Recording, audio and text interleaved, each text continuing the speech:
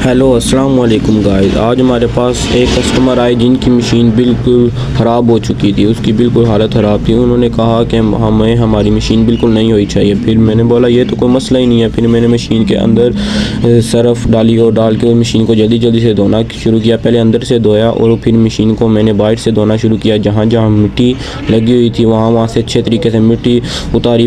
उसके बाद मशीन को उल्टाने के बाद उसका अंदर वाला रूटर उतारा। रूटर उतारने के बाद फिर मैंने मशीन का ऊपर वाला पैनल खोलना शुरू किया। एक एक करके मैंने मशीन के सारे पेज खोले। पेज खोलने के बाद मैंने मशीन का पैनल मशीन से अलग कर दिया। मशीन के पैनल को अलग करने के बाद मैंने मशीन को उल्टाया और उल्टाने के बाद एक एक करके इसकी बैक के पेज खोलने शुरू कर दिए।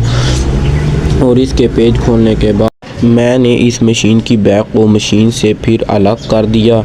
अलग करने के बाद हमने मशीन को नया रूटर लगाना शुरू कर दिया। नया रूटर लगाने के बाद आप पुराने रूटर की हालत तो देख ही सकते हैं, जो कि रंग आलूद हो चुका है। और फिर हमने इसकी शाफ्ट के ऊपर इसका चक्का फिट करना शुरू कर दिया। और फिट करने के बाद हम इसकी मोटर की तरफ आ गए। हम इसकी नई मोटर लेके आए थे जो कि कॉपर में वेंट थी, अच्छी क्वालिटी की। फिर मैंने इस मोटर को मशीन की फ्रेम के ऊपर रखा और रखने के बाद इसके बारी बारी दोनों पेज अच्छे से कसना शुरू कर दिए। मोटर को मशीन की फ्रेम के ऊपर फिट बैठाने के बाद फिर मैं मशीन ले आया। मशीन के ऊपर मैंने इसकी फ्रेम को बैठाने के बाद फिर मैंने इसके पेज कसना शुरू कर दिए। जब तक मैं इस मशीन के पेज कस रहा हूँ, आप तब तक हमारी वीडियो को लाइक करें और हमारे चैनल को सब्सक्राइब करें। और फिर मैंने इसके बारी बारी तमाम पेज कस दिए।